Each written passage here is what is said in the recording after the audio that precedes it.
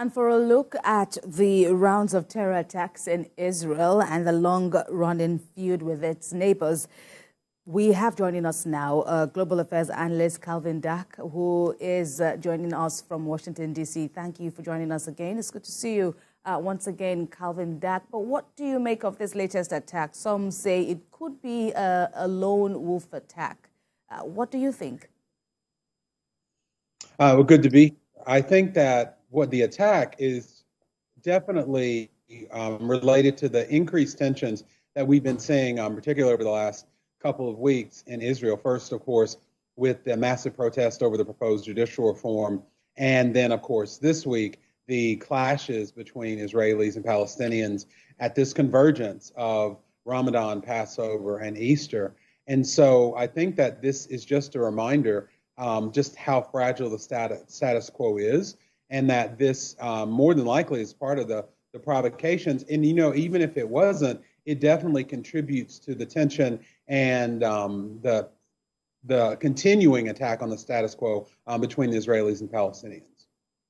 Right. And any hope in sight of this rising tensions? Well, one of the things that I think is interesting is, on the one hand, I think that the increased provocation by Israel and, of course, the retaliation and response from the Palestinian and those who support them, it is a consequence of the very far right government of Netanyahu, the farthest right in Israel's history. But what's interesting about this is that there has been, signs of restraint, particularly when it relates to how Israel responds to rocket attacks that came from Lebanon, and that members of Netanyahu's government on the far right are pushing him to go harder, and they're not exactly doing that. So on the one hand, it's a consequence of the new government, but we're also seeing restraint. Right, and what needs to give from your observation of this long-running battle between these two nations, so to speak? And of course, these are, really delicate times in Israel. Of course, Easter celebrations are ongoing, and of course, the Ramadan fast, which is also ongoing. And it's been said in the Muslim faith that the remaining 10 days now are really, very important for the average Muslim. What needs to give so that things don't, escalate? Well, I think that it's obviously going to take the main parties involved to decrease the tension, particularly around these holy days for the three faiths. What's also going to be important is the influence and intervention of Arab allies in the region, particularly Jordan, but others, and how they can help reduce this tension.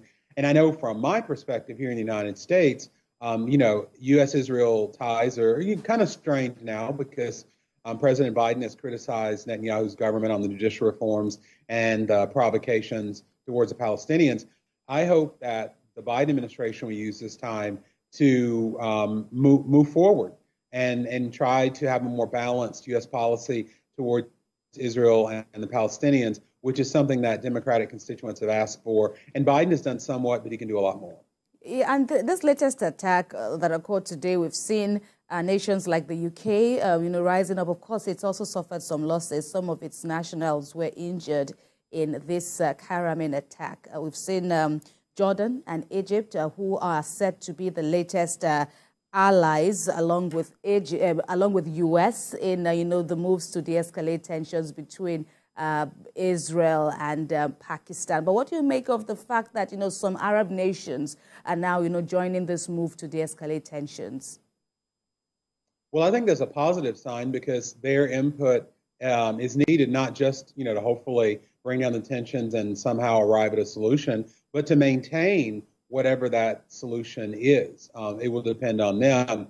And I think that one of the things we're going to see after the foreign tourists were involved in these incidents, the British nationals and the Italian national, this is going to further implicate the UK and Italy, and hopefully a good way, because their first priority is going to be to do whatever they need to do to keep their nationals in the region safe. And maybe this will help push them, along with the United States and Arab allies, to get to some type of resolution.